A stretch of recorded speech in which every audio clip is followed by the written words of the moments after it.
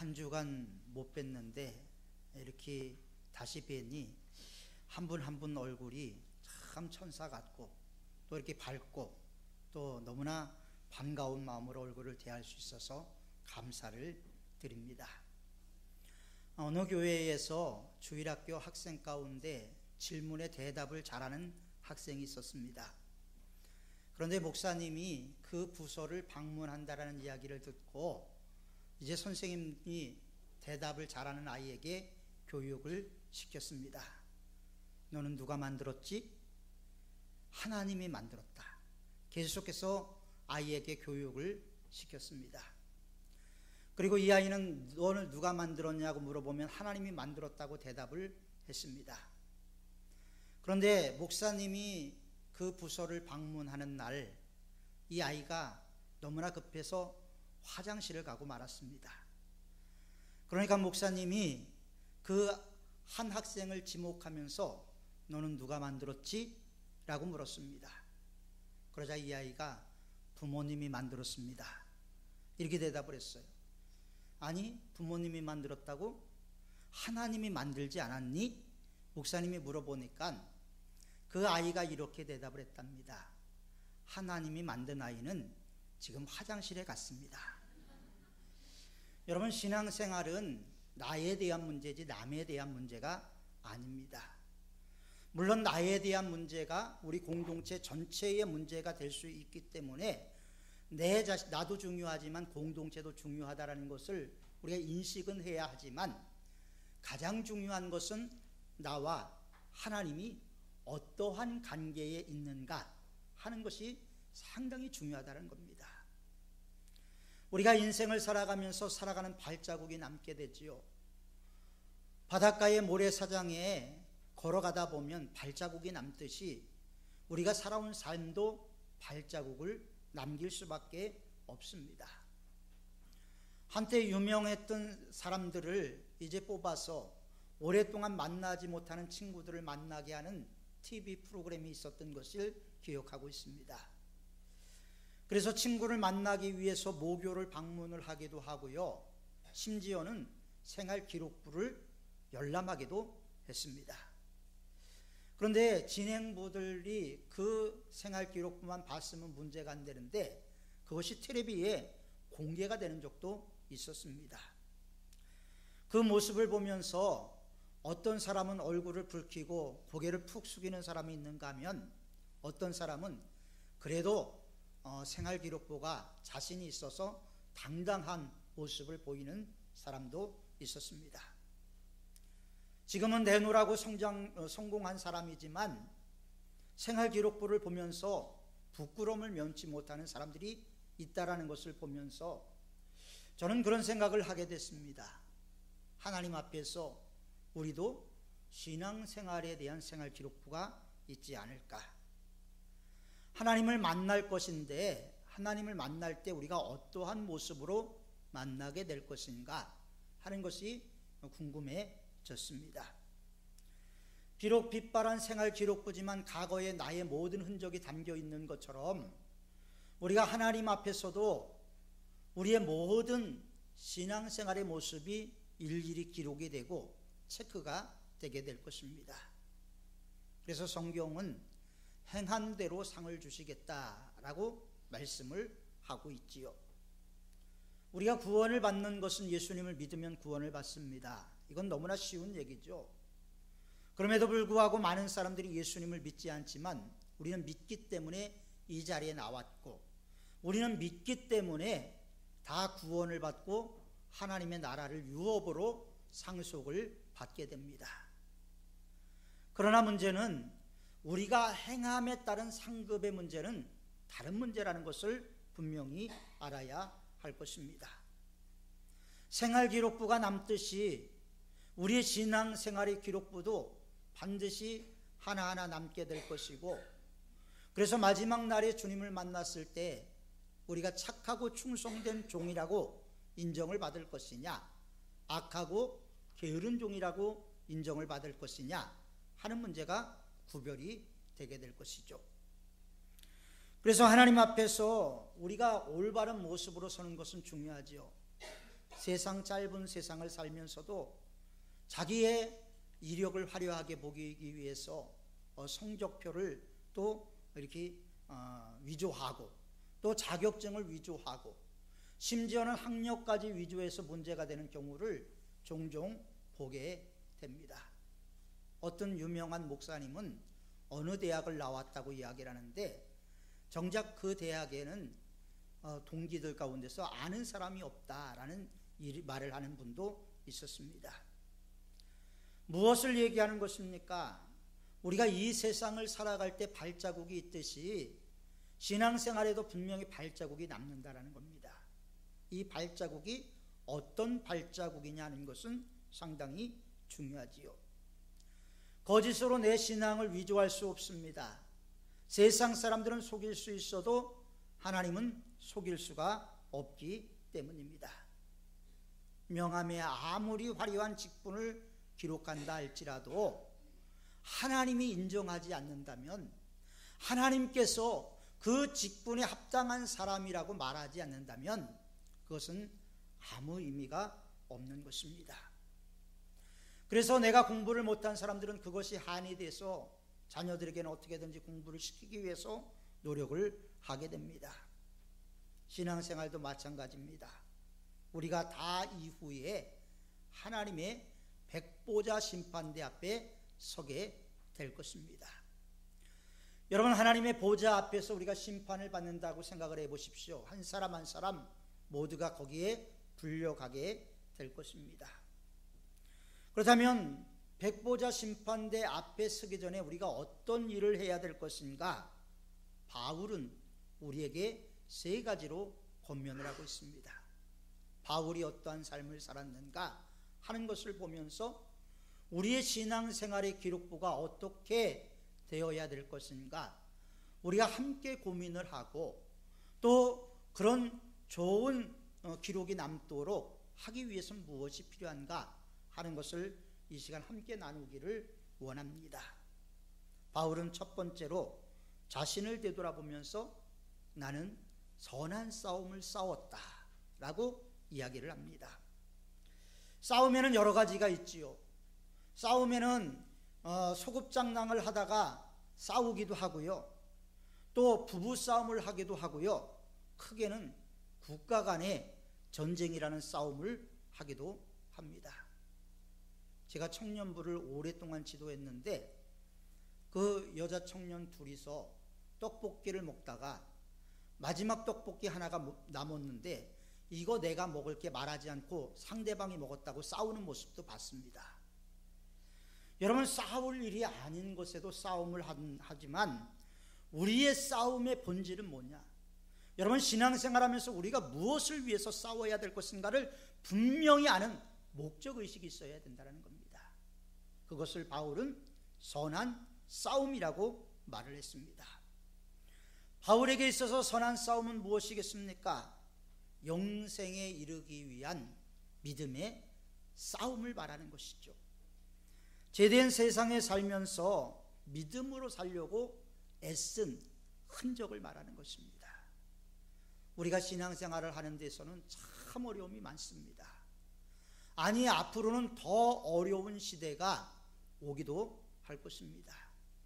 아까 장로님이 기도하셨듯이 서울의 어느 교회 목사님은 열심히 전도를 했는데 이제 신고를 하니까 경찰서에 불려가기도 하고 또 전도하는 것이 학교 앞에서 금지가 되는 시대가 되어가고 있지요. 이런 심각한 시대를 살면서 선한 싸움을 싸운다라는 것은 바로 우리가 하나님 앞에서 어떠한 모습으로 서야 되는가 하는 것을 말하는 것이죠. 앞으로는 동성연애가 합법화되면 교회에 나와서 설교 때 동성연애가 죄라고 이야기를 하면 그렇게 설교한 목사가 범죄자가 되는 시대가 다가오고 있습니다.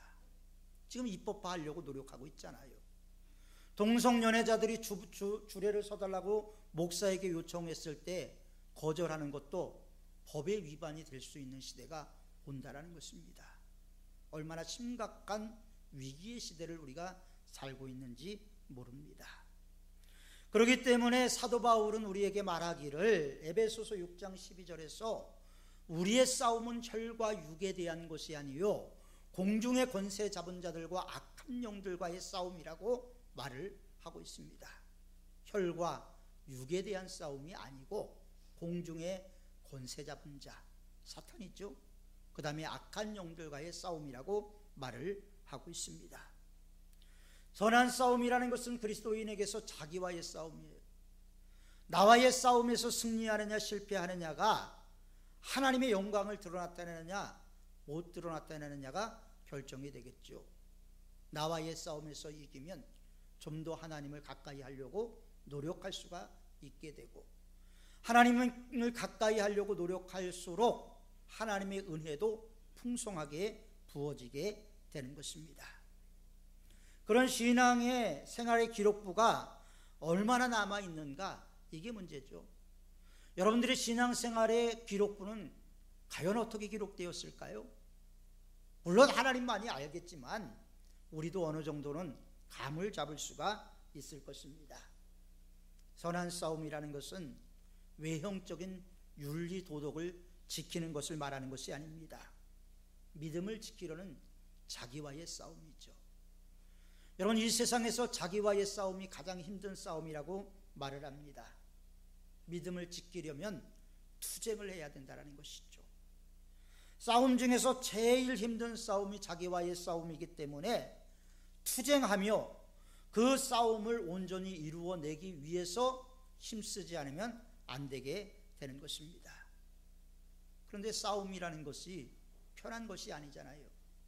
전쟁터라는 것이 편한 것이 아니잖아요. 우리는 편하기를 원하는데 우리의 삶은 전쟁터란 말이죠. 그런데 전쟁터는 편한 곳이 아닙니다. 위기가 늘 있는 곳이 전쟁터지요.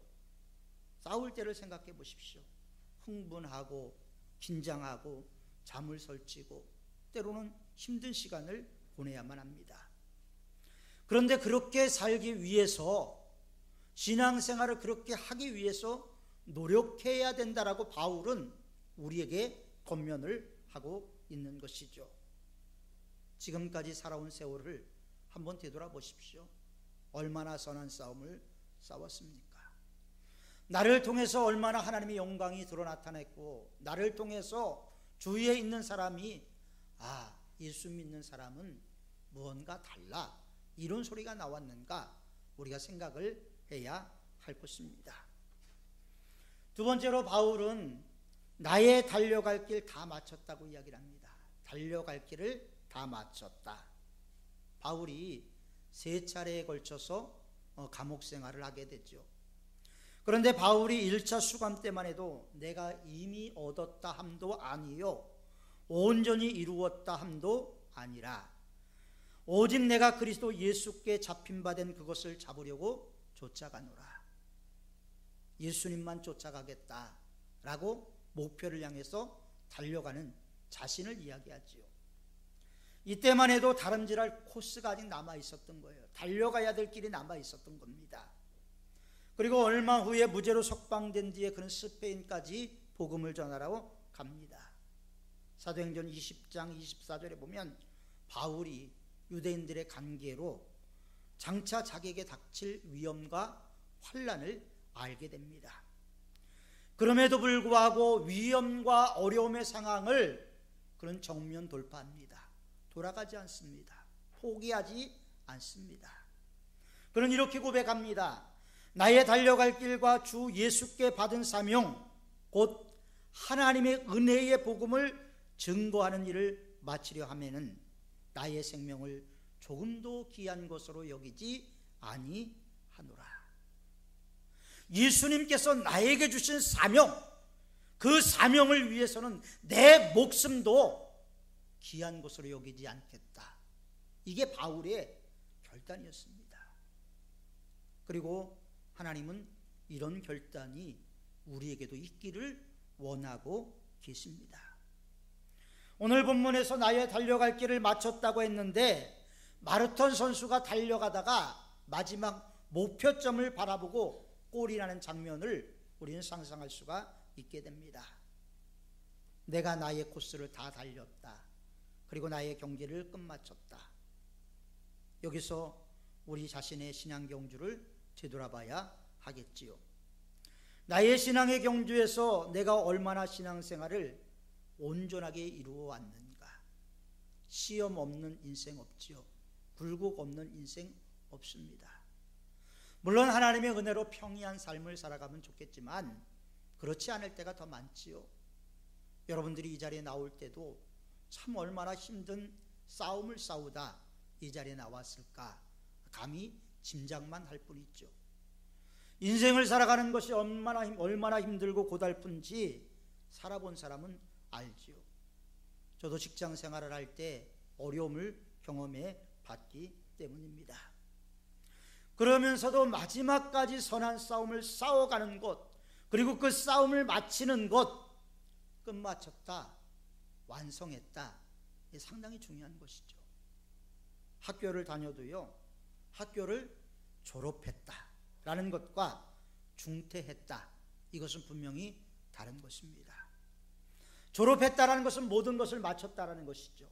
중퇴는 가다가 포기했다라는 것을 말을 하는 것입니다. 우리는 신앙생활에 중퇴가 있어서는 안 됩니다.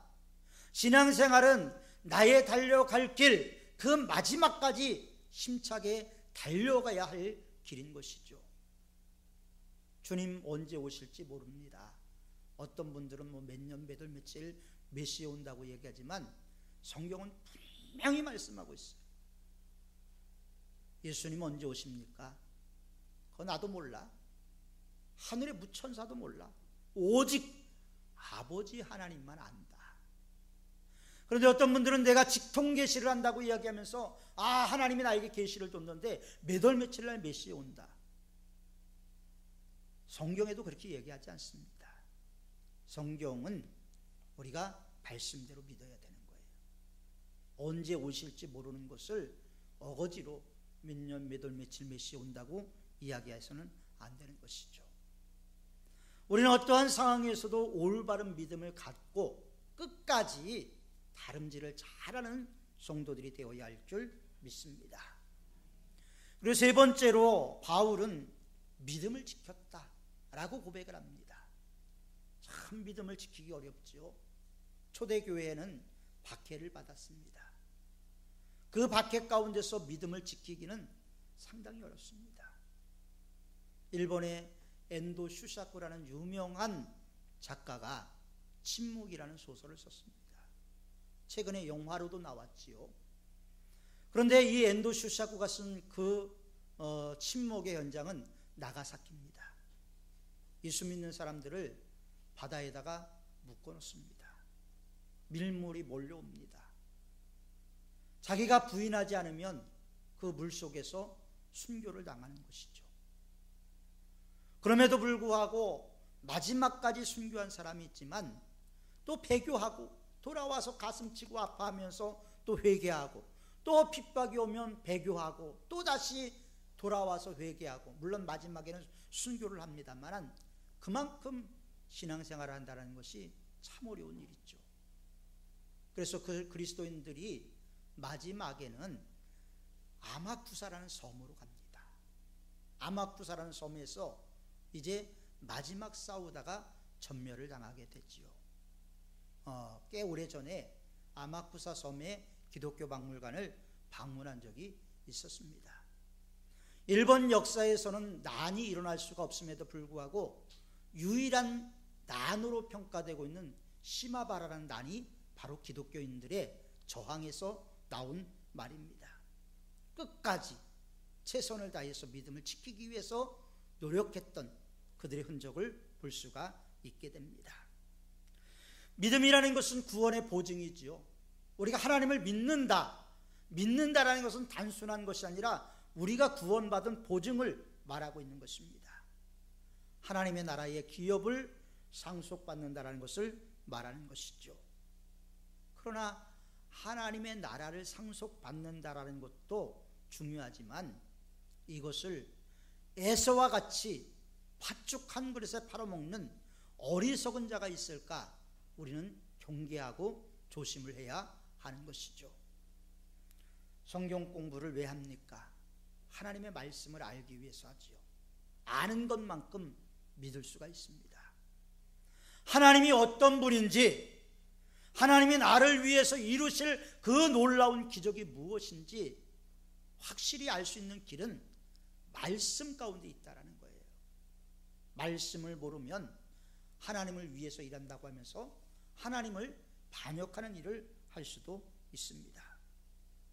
여러분들이 귀한 유산을 물려받고 우리가 예수를 믿게 됐죠. 그럼 우리 자녀들에게도 이런 유산을 물려줘야 되는 거예요. 물질이 아닙니다. 물질의 유산은 자녀를 타락하게 만들 수 있겠지만 신앙의 유산은 끝까지 그 삶을 지켜주고 책임져 줄 수가 있게 되는 것입니다. 우리가 배운 것이 없어도, 세상에 높은 지위가 없어도 자녀들에게 영원히 존경받는 것은 믿음의 유산을 물려주는 거예요. 믿음의 유산을 올바로 물려준 자녀들이 부모에게 불효하는 모습을 저는 본 적이 없습니다. 그러나 올바른 유산을 물려주지 못한 자녀들이 불효하는 모습은 많이 봤습니다. 여러분, 무엇을 선택하겠습니까? 올바른 믿음이 얼마나 중요한 것을 알게 되는 것이죠. 그래서 성경은 우리에게 말합니다. 믿음이 없으면 하나님을 기쁘시게 할 수가 없다. 믿음이 없으면 하나님의 존재를 부인하게 된다는 것입니다. 믿음이 없으면 내세의 심판도 하나님의 나라도 믿지 못하기 때문입니다. 세상 사람들은 인류 대학을 나오고 출세하고 여기에 혈안이 돼 있죠. 물론 그리스도인들도 그렇게 해야 됩니다. 그리스도인들이 이 사회를 새롭게 변화시키기 위해서 정치, 경제, 사회, 문화 모든 부분에서 역량을 발휘해야 하지요. 그러나 더 중요한 것은 신앙의 유산을 올바로 물려주는 것입니다. 오늘 성경 말씀에서 사도 바울은 그렇게 말하지요. 나의 달려갈 길 다 가고 모든 싸움을 마쳤다.